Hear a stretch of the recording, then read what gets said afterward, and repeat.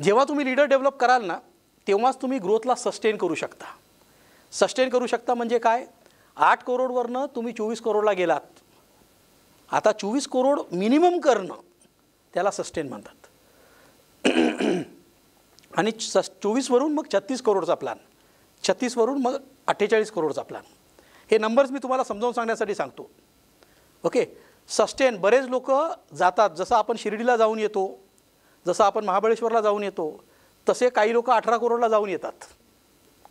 18 करोड काही प्रेक्षणीय स्थळ नाही की तिकडे जाऊन तुम्ही परत आलात.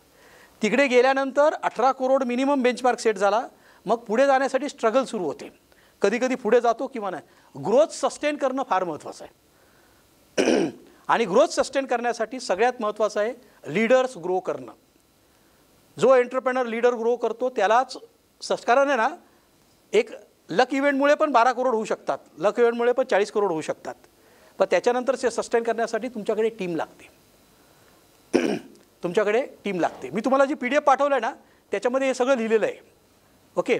त्याच्यामुळे तुम्ही एकदम शांतपणे ऐका आणि शांतपणे समजून घ्या. हे सस्टेन करणं का गरजेचं आहे माहिती का? जेव्हा ना लीडरचं किंवा टीमचं पोटेन्शियल येतं, तेव्हा कंपनीची ऑर्गनायझेशनचं पोटेन्शियल येतं.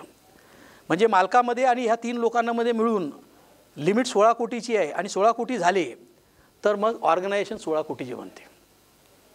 त्याच्यानंतर माणसाने अजून जर खेचलं तर 10%, 5% खेचू शकतो, पण त्याच्यात मग शारीरिक प्रॉब्लेम वगैरे वगैरे अशा गोष्टी सुरू होतात. त्याच्यामुळे आपल्याला लीडरला डेव्हलप करण्याशिवाय पर्याय नाही. आणि त्याच्याबद्दल बोलायला गेलं तर लीडरशिप म्हणजे हे नाही तुम्ही असताना काय होतं, तुम्ही जेव्हा नसता तेव्हा जे होतं त्याला लीडरशिप म्हणतात.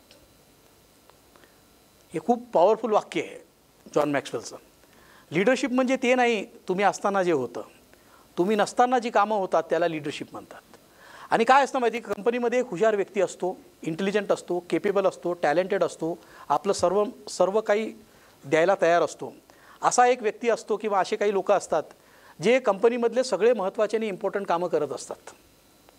आणि असा व्यक्तीचं जेव्हा पोटेन्शियल येतं, त्याची जेव्हा अपर लिमिट येते, तेव्हा कंपनीचा सॅच्युरेशन पॉईंट येतो. आणि असा व्यक्ती जेव्हा सोडून जातो तेव्हा ती ऑर्गनायझेशन कोलॅप्स होते. ती ऑर्गनायझेशन मग तो डिपार्टमेंट हेड असू शकतो, तो मालक असू शकतो, तो कंपनीचा CEO असू शकतो, तो प्लांट हेड असू शकतो. त्याच्यावरती सगळं काय अवलंबून असतं. ओके. आणि अशा ज्या असतात ना, एका महत्त्वाच्या व्यक्तीवरती अवलंबून असतं. ह्याला ना बफेलो हर्ड मेंटॅलिटी म्हणतात. मशीनचा एक कळप असतो, त्याची एक लीडर असते जी एक मेन बफेलो असते. ती सरळ जाते तर बाकी सगळ्या बफेलो तिच्या मागे जातात. तिने लेफ्ट टर्न घेतला तर बाकी सगळ्या बफेलो लेफ्ट टर्न घेतात.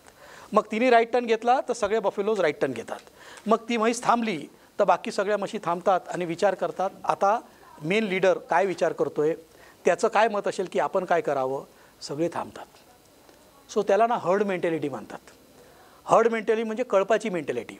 अख्खाच्या अख्खा कळप जो पुढे चाललेल्या लीडर आहे त्याच्यावरती डिपेंड करतात. आणि त्याच्यामुळे ना कालांतराने ऑर्गनायझेशन इनइफेक्टिव्ह ऑर्गनायझेशन बनतं.